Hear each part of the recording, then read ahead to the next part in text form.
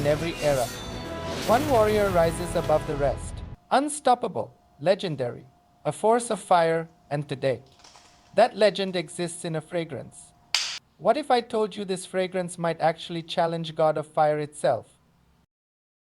Vulcan Feu is not just a fragrance, it is Achilles on the battlefield. Fiery, unstoppable, and impossible to ignore. Like the legendary warrior who stormed Troy, this scent does not enter a room quietly. It conquers it. Before we get to the contenders, we have to pay our respects to the original. Now, I don't own a full bottle of God of Fire. Let's be real, with prices over $200, it's pretty expensive, and I'm not sure it makes sense to spend that much when there are great alternatives out there. But to keep this comparison fair, I ordered a 5 milliliters decant so we can really understand the DNA we're chasing. God of Fire isn't just a fragrance. It's an experience. Holding the decant here, the first thing that hits me is that mango. But this isn't some synthetic, sickly sweet candy mango. This is a realistic, freshly sliced, juicy mango that's both bright and incredibly rich. But right behind that fruitiness comes the fire. A vibrant, spicy combo of ginger and pink berries gives it a sharp, almost electric kick.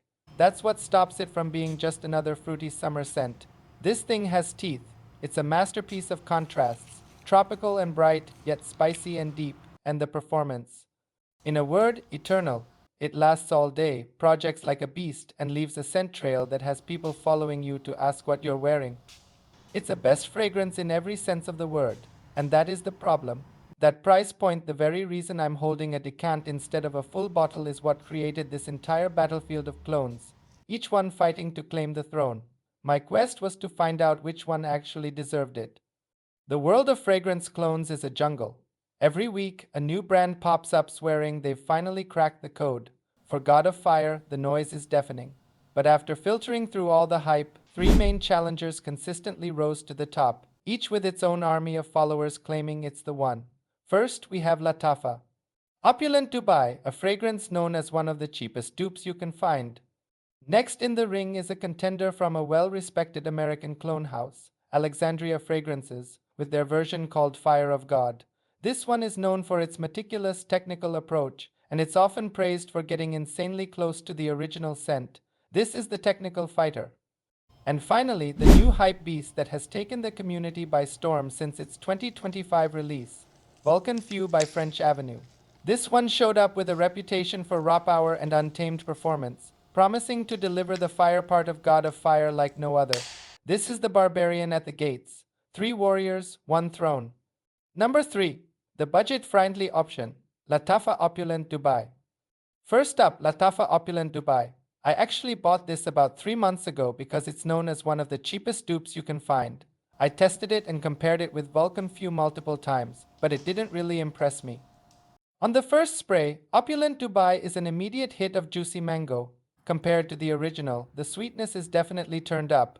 It's less of the raw, realistic mango in God of Fire and more like a creamy, sweet mango ice cream. The spicy ginger kick is toned down, making it far more approachable and lean more towards the feminine side. As it dries down, it settles into a sweet, musky base that's incredibly easy to wear, but for me, it lacks the aggressive, fiery magic of the original. Now for the performance, I get a 4 to 6 hours of longevity. It performs well, especially for the price, which can be as low as $20, but it doesn't have that beast mode longevity the original is famous for. Is it a good fragrance? For the price, it's a decent, sweet, tropical scent, but is it a true replacement for God of Fire? For me, it's a clear no. It's missing that edgy, spicy, woody backbone that makes the original so commanding. It's a popular warrior, but it feels more like a charming prince than a fiery king. Next, we have Alexandria Fragrances Fire of God.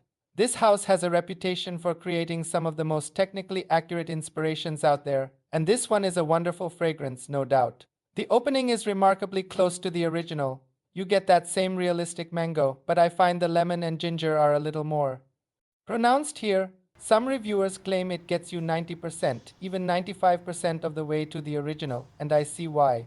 The note-for-note breakdown is incredibly well done. Performance is moderate. It's not as loud as the other contenders, but it lasts a decent amount of time as a more personal scent bubble. So where does it fall short? While it's technically brilliant, spending $109 on a dupe just doesn't make sense to me. It nails the scent but not the feeling. It's a master swordsman who can copy the king's moves but doesn't have his commanding aura, a valiant effort but not our champion. Alright, we've seen the budget-friendly choice and the technical fighter.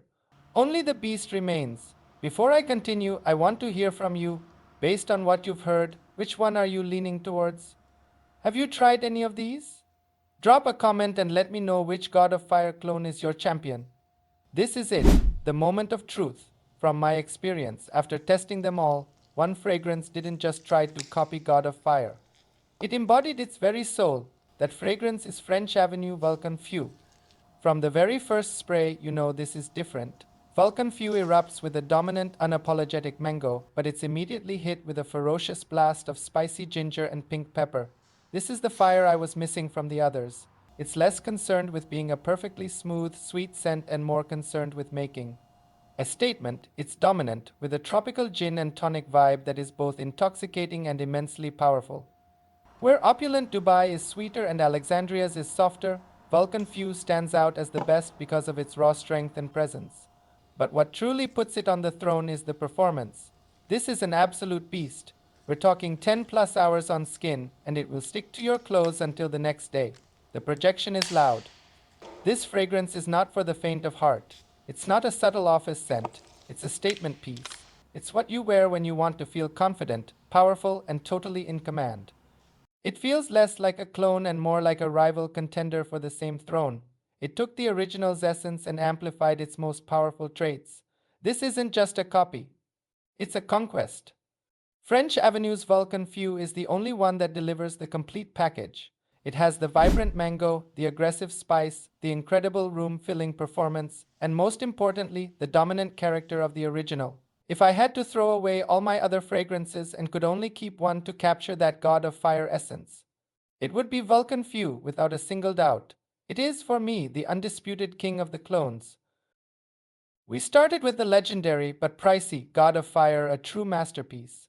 We saw the challenge from Lattafa's Opulent Dubai, a very affordable option that captures a sweeter, muskier, more feminine side of the DNA, but was ultimately too tame for me. We witnessed the technical skill of Alexandria's Fire of God, a wonderful fragrance. That gets incredibly close to the scent, but is just too expensive for a dupe. If you enjoyed this fragrance quest and want to see more battles for the best clones on the market, do me a solid and hit that like button, subscribe, and ring that notification bell so you don't miss the next one. Thanks for watching, and until next time, frag on.